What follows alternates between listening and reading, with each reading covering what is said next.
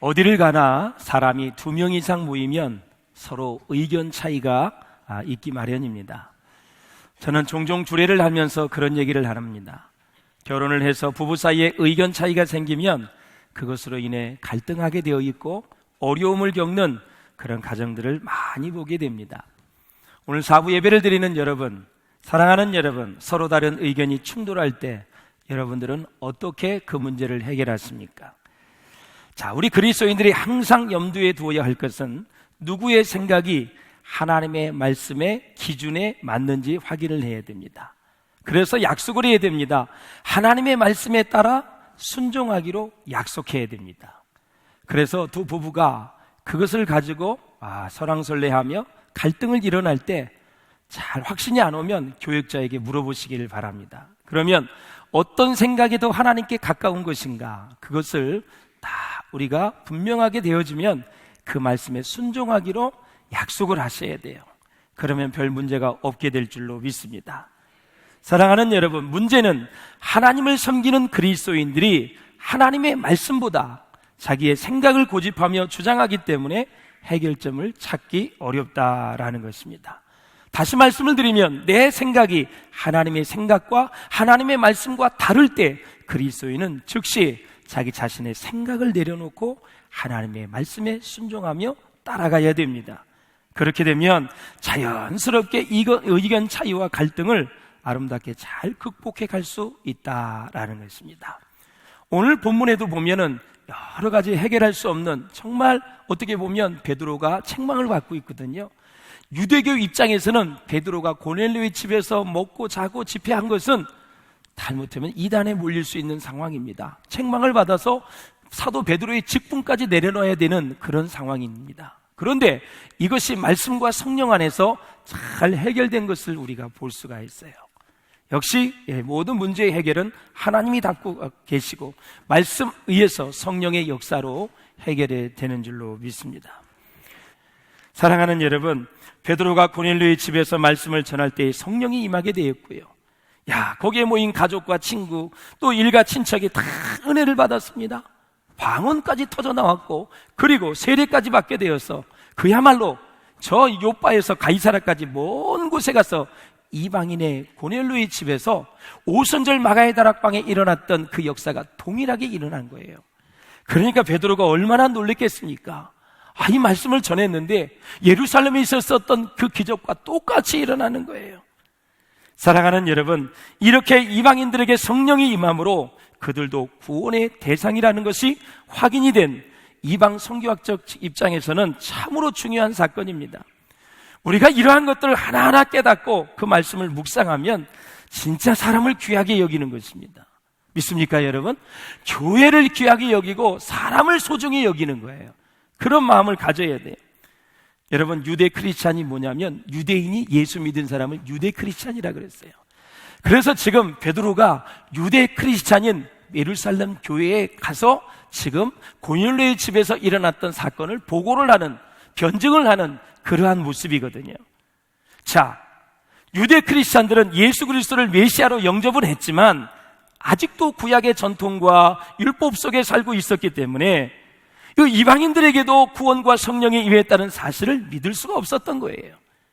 그래서 이 베드로가 이방인 고넬료의 집에서 먹고 자고 말씀을 전할 때 성령이 임하여 세례까지 주었다는 소식이 예루살렘에 확 퍼져버리고 말았어요.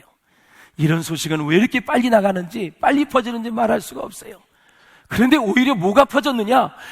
구원받았대, 세례받았대, 이방인들도 그랬대. 얼마나 좋은 일이야, 정말 복된 일이야, 우리만 선민인 줄 알았더니 하나님이 그들도 많이 사랑해, 얼마나 좋은 일이야, 이런 소문이 아니라 율법을 어겼대, 이방인의 집에 고넬료에서 잤대, 집회까지 했대, 그것도 거기서 유아기를 청하니까 더 몇 밤을 더 자고 더 먹었대, 이런 얘기만 쫙 퍼지게 나는 거예요.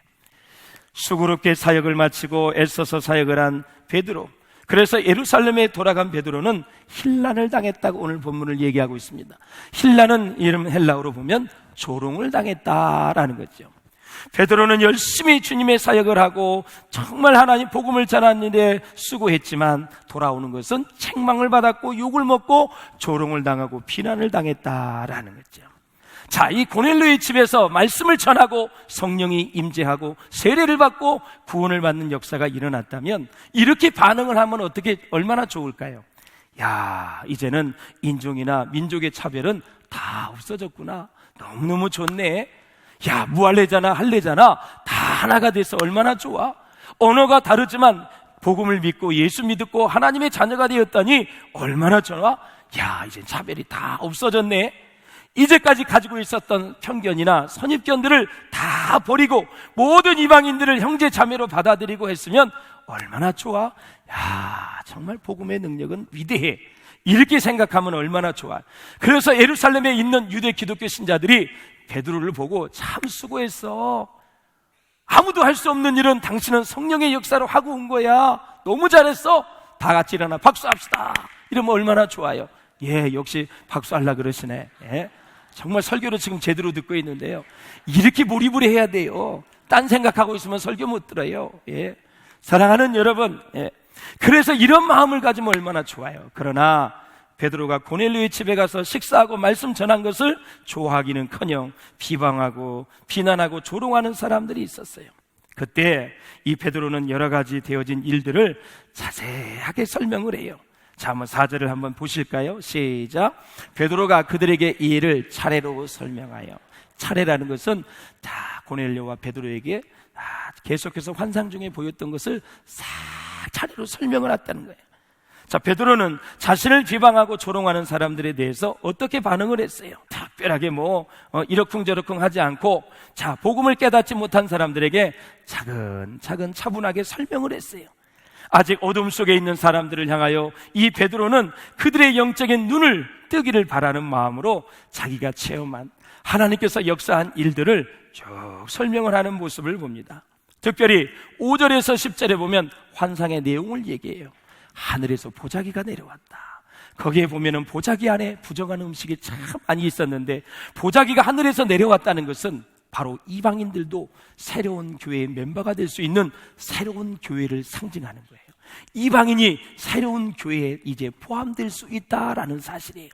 이 부정한 음식을 본 이 베드로는 어떻게 저렇게 부정할 수 있을까? 저걸 어떻게 먹을 수 있을까? 그때 성령께서 베드로야, 잡아먹으라 그랬어요. 잡아먹으라는 것은 이방인을 품으라는 거예요. 할렐루야. 그런데 베드로가 잡아먹으라니까 절대 저는 그렇게 할 수가 없습니다. 그랬더니 하나님께서 깨끗하게 하신 것을 내가 속되다 말라 그랬어요. 잡아먹으라 그랬어요. 품으라 그랬어요. 이방인들도 다 새로운 교회의 멤버가 될 수 있고 교회를 이룰 수 있고 구원을 받을 수 있다라는 거죠. 11절에서 16절까지 보면 고넬료가 보낸 종을 만난 일을 자세하게 설명을 해요. 몇 사람이 같이 요바에 왔는데 그때 성령께서 의심치 말고 받아들이고 같이 가라 그랬으니 내가 성령의 지시에 따라 가이사랴까지 갔고, 고넬료의 집에 가봤더니 세상에 일가 친척 친구들이 다 모여있더라. 그것의 말씀을 전했더니 성령이 임하시고 그리고 방언을 하고 그리고 그들이 세례까지 주어서 구원을 받았다. 예루살렘에 일어났던 오순절 마가의 다락방에 일어났던 일들이 그곳에서도 동일하게 일어나더라. 그러니 내가 어떻게 하나님의 역사를 능히 막을 수가 있겠느냐 하면서 설명을 쭉 하게 되었어요. 사랑하는 여러분, 120명에 임했던 성령의 역사가 예수를 믿을 수 없고 구원받을 수 없다고 생각했던 그 불결한 짐승처럼 느껴왔던 이방인의 가정에도 똑같이 일어나고 있었다라는 사실이에요. 사랑하는 여러분, 이 세상에 얼마나 살기 힘들어요. 이 골치 아픈 세상에서 하나님의 은혜를 받고 성령 충만하다라는 사실은 그 자체가 큰 승리이고 그 자체가 은혜이고 그 자체가 하나님의 축복인 줄로 믿습니다, 여러분. 그렇죠? 이 세상은 이 세상의 일들로 인해서 세상의 일은 복잡한 거예요. 세상의 것을 다 추구하고 얻어도 인생은 허무함이 있는 거예요. 그러나 사랑하는 여러분, 우리 가운데 하늘의 것으로 채워진다면 우리의 인생이 다시 한번 새롭게 도약하고 힘을 얻고 승리하게 될 줄로 믿습니다. 이런 이 고넬료의 집에서 성령의 역사가 일어날 때 이 베드로는 그 사건을 목격하면서 예수님이 승천하기 전에 말씀하신 것이 생각이 났어요. 한 말씀 한번 읽어보세요. 시작. 내가 주의 말씀에 요한은 물로 세례를 베풀었으나 너희는 성령으로 세례를 받으리라 하신 것이 생각나노라. 그때 고넬료의 집에서 일어났던 성령의 역사가 해석이 되어야 되거든요. 그 설명이 되어져야 되는데 이게 도대체 무슨 일이지? 예수님이 가시기 전에 그랬지. 요한은 물로 세례를 베풀었으나 너희는 성령으로 세례를 받으리라 그랬어요. 그러므로 여러분 기억하세요. 성령 충만한 사람은 어떤 일이 발생했을 때, 어떤 사건이 일어났을 때 말씀으로 해결하고 말씀으로 이어져서 말씀으로 여러분 응답을 받는 줄로 믿습니다. 여러분, 믿음이 없는 사람은 인간적인 생각을 해요. 인간의 마음을 가져요. 인간의 경험을 가지고 그걸 풀어가려고 그래요. 인본주의적으로 그걸 풀어가려고 그래요. 그러나 예수님께서 말씀하셨어요. 너희가 어디를 가든지 걱정하지 말라. 내가 너희에게 말할 것을 생각나게 하시리라. 그 말할 것이 무엇인지 아세요? 하나님의 말씀을 얘기하는 거예요. 내가 너희에게 3년 동안 가르쳤을 때 너희에게 가르쳐 주었던 그 말씀이 성령이 충만하게 되면 바로 생각나게 하리라. 너희가 십자가의 앞에서, 고난 앞에서, 시련 앞에서 이제 순교를 당하기 직전에도 내가 너희에게 한 말씀이 생각나서 다 순교까지 할 수 있으리라라는 그런 확신의 말씀이거든요. 모든 성경은 하나님의 뭐예요? 성령으로 된 거예요. 다 성령으로 쓰여진 거예요. 그래서 성령 충만하면 말씀이 생각나게 되어 있는 거예요. 여러분, 고난 앞에, 시련 앞에, 연단 앞에 어떠한 어려운 문제가 있어도 성령 충만하여 말씀을 통해서 말씀으로 해결을 받고 말씀에서 승리할 수 있기를 주의 이름으로 축원합니다. 예수님이 여러분 세 가지 시험을 받을 때도 다 말씀과 성령에 이끌려서 이긴 거고, 오늘 고넬료의 이 모든 사건도 말씀과 성령의 역사로 문제가 다 해결된 줄로 믿습니다. 여러분, 성경에 보면 성령을 불로 설명할 때가 있습니다. 사랑하는 여러분, 우리 안에 있는 죄를 다 태우실 때 불로 설명을 하는 거예요. 우리 안에 있는 우리의 죄의 찌꺼기가 조금이라도 남아있다면 우리는 하나님과 완전히 하나가 될 수가 없어요. 우리의 생각, 우리의 마음, 우리 인생 가운데 지었던, 알게 모르게 지었던 우리 모든 죄의 찌꺼기가 예수의 보혈로 다 사여질 수 있기를 주의 이름으로 축원합니다. 피 흘림이 없이는 죄사함이 없다고 말씀하셨습니다. 예수 그리스도의 십자가의 보혈의 능력이, 예수 그리스도의 십자가의 권능이 여러분을 사로잡을 수 있기를 주의 이름으로 축원합니다. 여러분, 십자가의 보혈 위에는 답이 없어요. 다시 순수한 신앙으로 돌아갈 수 있기를 주의 이름으로 축원합니다. 할렐루야. 그래야 됩니다. 날마다 성령 세례를 사모할 수 있기를 바라고요. 성령이 역사하면 그대로 따라갔으면, 그대로 순종하시면 하나님이 이끄시고 하나님이 축복하시고 하나님이 역사하시는 것을 날마다 경험하게 된다라는 사실이에요. 그래야 우리는 우리 인생에 뒤탈이 없고요, 날마다 수지 맞는 인생이 될 줄로 믿습니다. 그러므로 예수에 미쳐야 됩니다. 성령의 인도하심을 받아야 됩니다. 말씀을 묵상하고 배우고 깨달아야 우리는 진리 가운데 승리하며 살아가게 될 줄로 믿습니다. 눈을 들어 똑바로 세상을 한번 바라보시기를 바랍니다. 여러분, 하나님이 좋아하지 않는 일들을 얼마나 많이 하는지 모릅니다. 어떤 사람은 유욕에 빠져 정욕에 빠지기도 하고 권력에 빠져 앞뒤 구분을 못하는 사람들이 얼마나 많이 있습니까? 예수 믿고 나면 우리의 생각이 바뀌어져야 됩니다. 우리의 인생관이, 우리의 세계관이, 우리의 가치관이 바뀌어져야 되고, 가장 중요한 삶의 목적이 바뀌어져야 돼요. 그래서 하나님의 영광을 위한 목적이 우리의 삶을 이끌어갈 수 있기를 주의 이름으로 축원합니다. 삶의 목적이 분명하면 우선순위가 되어지게 되고, 우선순위가 분명하면 내가 이 상황에서 무슨 말을 해야 될지, 어떻게 행동해야 될지 다 우리에게 삶에 적용을 할 수 있도록 지혜와 영적인 분별력과 통찰력을 주실 줄로 믿습니다. 그래서 제일 인생의 축복은 생각의 결과를 낳는다는 책도 있지만 생각이 바뀌어져야 됩니다. 그러려면 단계가 있습니다. 먼저 고정관념이 다 우리 가운데서 다 사라져야 돼요. 선입견, 편견이 다 정리가 되어야 된다라는 거예요. 사랑하는 저는 베드로를 보십시오. 이제 변화됐어요. 자기가 유대인의 입장에서 여러 가지 율법과 전통과 이런 것이 있었는데 성령이 계속 역사하는 거예요. 그러니까 그것을 내려놓고 나아갔을 때 그는 바로 성령의 역사에 존귀하게 쓰임받는 사람이 된 거예요. 자, 베드로가 뭐라고 고백하는지 17절을 보세요. 시작. 내가 누구이기에 성령의 역사 막을 수 없다라는 사실이에요. 이렇게 이방인들을 사랑해서 나에게 복음을 전하라고 하는데 이걸 내가 막을 수가 없었다. 혹시나 내가 복음을 전할 때 무슨 일이 있었나 했는데 세상에 성령이 임하고 울고불고 기도하면서 회개하는데 내가 막을 수가 없었더라라는 거예요. 그러니까 유대 기독교 신자들이, 예루살렘에 있던 사람들이 베드로가 이제 보고를 할 때, 너희들이 아무리 나를 비방하고 조롱해도 나는 주님의 길을 가겠다는 것이 베드로의 고백이었고, 아무리 나를 비판해도 하나님의 역사하심을 그대로 인정하고 따라가겠다는 강력한 말씀이 바로 베드로가 이제 보고한 내용의 전체의 내용이 되는 거예요. 여러분, 힘들어도 진리의 길을 따라갈 수 있기를 바랍니다. 내가 곧 길이요 진리요 생명이니 나로 말미암지 않고는 아버지께로 올 자가 없다고 말씀하셨어요. 이 어두운 세상에 세상과 타협하지 마시고 진리의 말씀에 서서 살아갈 수 있기를 주의 이름으로 축원합니다. 자, 이 놀라운 성령의 선물을 이방인들이 받았는데 사도행전 1장 8절은 굉장히 중요한 구절이라고 말씀을 드렸어요. 시작. 오직 성령이 너희에게 임하시면 너희가 권능을 받고 예루살렘과 온 유대와 사마리아와 땅끝까지 이르러 내 증인이 되리라 하십니다. 이 말씀이요, 사도행전의 저자 누가는 사도행전은 첫 장 1장 8절에서 말씀하고, 그 위에 이 말씀이 다 이루어진 건 사도행전 28장까지 성취되는 말씀, 저 말씀이 성취되는 걸 보여주는 거예요. 그러니까 베드로가 그렇구나, 예루살렘, 유대, 사마리아, 땅끝 이방이 아닙니까 여러분? 이렇게 복음이 증거되는구나. 그러니까 말씀을 통해서 일어난 사건이 말씀을 통해서 해석이 되어지는 거예요. 그래서 확신을 갖게 되는 거예요. 그래서 계속해서 주님의 진리의 말씀에 따라가는 거예요. 할렐루야. 그러니까 혼란이 없는 거죠. 그러므로 여러분, 예수 안에만 생명이 있습니다. 예수 안에만 영생이 있습니다.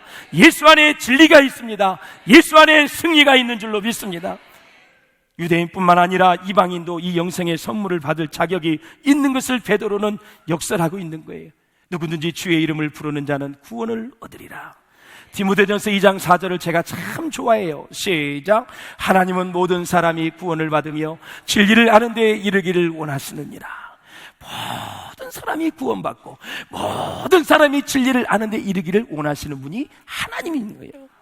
이방인을 얼마나 사랑하는 거예요. 영혼을 얼마나 사랑하는 거예요. 그러니까 하나밖에 없는 아들을 죽게 해서 십자가에 매달아 갈기 그렇게 고통을 당하게 하면서 우리를 구원해 주신 줄로 믿습니다. 사랑하는 여러분, 유대인과 이방인은 다 하나입니다. 하나의 세례를 받은 거예요. 에베소서의 교회론을 보면 주도 하나요, 말씀도 하나요, 성령도 하나요. 예수님은 머리라 그랬어요. 우리는 지체라 그랬어요.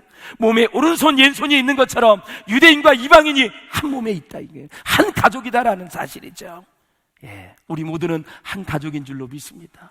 집이 다르고 사는 환경이 다르고 직장이 다르고 직업이 다 다른다 할지라도 여기 함께 모인 여러분들은 예수로 구원받은, 예수의 피로 하나님의 자녀가 된 한 공동체라는 거예요.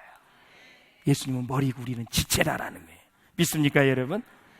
12절에 보면 고넬료의 집에 가보았더니 이미 성령께서 일하고 계셨는데요, 12절 보겠습니다. 시작. 성령이 내게 명하사 아무 의심 말고 함께 가라 하시며 이 여섯 형제도 나와 함께 가서 그 사람의 집에 들어가니 그랬습니다.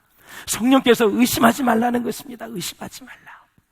신앙의 관점에서 볼 때 의심은 두 가지 이유에서 비롯됩니다. 먼저 불신앙 때문에 그렇습니다. 믿음이 없으면 모든 것이 의심이 가는 것입니다. 여러분 가운데 의처증이 떠나가시기를 주의 이름으로 축원합니다. 의부증이 다 떠나가시기를 주의 이름으로 축원합니다. 이 사람을 못 믿는 거, 이거 참으로 중병 중에 중병입니다. 이거 사람 정말 아주 너무너무 인생을 피곤하게 만드는 것입니다. 사랑하는 여러분, 그렇습니다. 두 번째, 여러분, 우리가 의심이 생기는 이유는 영적 상태가 불안정하기 때문에 그래요. 믿기는 하는데, 여러분, 믿기는 믿는데 확신이 없는 상태를 말하는 거예요. 교회는 왔다 갔다 하는데 진정한 신앙 고백이 없는 불안정한 상태예요. 다시 말씀드리면 믿자니 의심스럽고 안 믿자니 불안정한 상태, 그것을 말하는 거예요. 야고보서 한번 보실게요. 야고보서 1장 6절입니다. 시작. 오직 믿음으로 구하고 의심하는 자는 마치 바람에 밀려 요동하는 바닷물결 같으니. 7절입니다. 이런 사람은 무엇이든지 주께 얻기를 생각하지 말라 그랬습니다. 자, 베드로가 뭐라 그랬냐면 유대 기독교 신자들에게 예루살렘에서 보고를 할 때 이방인에게도 성령을 선물로 주셨다. 그러면 이 깊은 의미가 뭔지 아세요?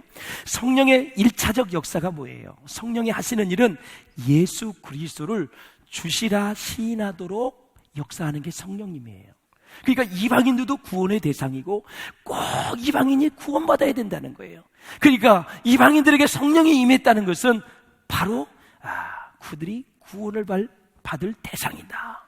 고린도전서에 보면 누구든지 성령으로 말미암지 않고는 그리스도를 주라 시인할 자가 없다 그랬어요. 그러니까 성령이 고넬료에게 그 집안에 이방인들에게 임했다는 것은 바로 구원을 받았다라는 거예요. 자, 18절을 한번 보시겠습니다. 시작. 그들이 이 말을 듣고 잠잠하여 하나님께 영광을 돌려 이르되 그러면 하나님께서 이방인에게도 생명 얻는 회개를 주셨다 하니라 그랬습니다. 사랑하는 여러분, 자, 잠잠했다는 게 뭐예요? 하나님께서 이방인들에게 성령을 주시고 구원을 주심의 그 사건들을 인정했고 하나님께서 하시는 일에 온 교회가 다 순종하기로 베드로의 말을 다 받아들이고 이제는 이방네 집에서 밥 먹은 거, 집회했던 거, 성회했던 거 다 받아들이기로 순종하기로 했다라는 거예요. 문제가 다 해결됐어요. 할렐루야. 사랑하는 여러분, 우리는 하나님 앞에서 말씀 앞에서 잠잠히 주님의 은혜를 묵상함으로 하나님 앞에 나아갔으면 참 좋겠습니다. 그런 마지막으로 저는 여러분들에게 당부드리고 싶은 얘기가 있습니다. 지금 현대인들이 냉소주의에 많이 빠져 있습니다. 이 냉소주의가 뭐냐면 다른 사람의 의도에 대해서 불신을 가지고 있는 것을 얘기하는 거예요. 불신. 예. 그래서 상대방에 대해서 희망이나 소망을 가지지 않는 상태를 얘기하는 거예요. 그러니까 상대방에서 이런 불신을 가지고 있기 때문에 늘 상대방을 향한 쌀쌀한 시선이 있고 그리고 비웃어요. 그 사람에 대해서 탐탁질 않아요. 그래서 여러분, 냉소주의를 철학적으로 보면 인간이 만든 모든 관습, 제도를 부정해요. 냉소주의에 빠지면. 그래서 인간의 본성에 따라 자연스럽게 생활할 것을 요구하는 게 냉소주의입니다. 그러면 불신이 어디에서 일어나느냐? 내가 기대했던 만큼 저 사람이 행동을 안 할 때, 그렇게 말을 안 할 때, 이런 절로 인해서 관계가 틀어질 때 불신이 생겨요. 이 불신의 상태에서 사람이 살아가게 되면 나중에 부정적인 시각을 갖게 돼요. 그 사람에 대해서. 그러면 하는 일들이 다 꼴보기 싫은 거예요. 이 불신, 냉소주의에서 비롯된 이 부정적인 시각을 지성이라고 착각하는 오만에 빠지지 않도록 우리는 참으로 조심해야 돼요. 할렐루야. 그때 성령의 역사가 일어나질 않는 거예요. 그래서 관계가 회복이 되질 않는 거예요. 사랑하는 여러분, 우리는 하나님께 선택을 받은 부름받은 거룩한 백성인 줄로 믿습니다. 우리에게 주어진 시간을 주님의 지혜를 가지고 분별력을 가지고 잘 선용할 수 있기를 주님의 이름으로 축원을 드립니다. 자, 오늘 18절에 보면 하나님이 이방인들에게 주시는 최고의 선물이 있는데 바로 생명을 얻는 회개다. 마지막 우리가 회개가 무엇이 있는지 한번 보겠습니다. 시작. 하나님께서 받으시는 회개, 용서함을 받는 회개, 성령을 선물로 받는 회개, 구원을 받게 하는 회개. 예, 그들은 참 하나님 앞에 회개함으로 놀라운 축복을 받았어요. 우리가 부흥을 얘기할 때 부흥의 요인 3가지가 완성이 되었을 때 부흥했다 이렇게 얘기합니다. 심령 대부흥성에도 합니다. 교회가 부흥했다, 나라가 부흥했다.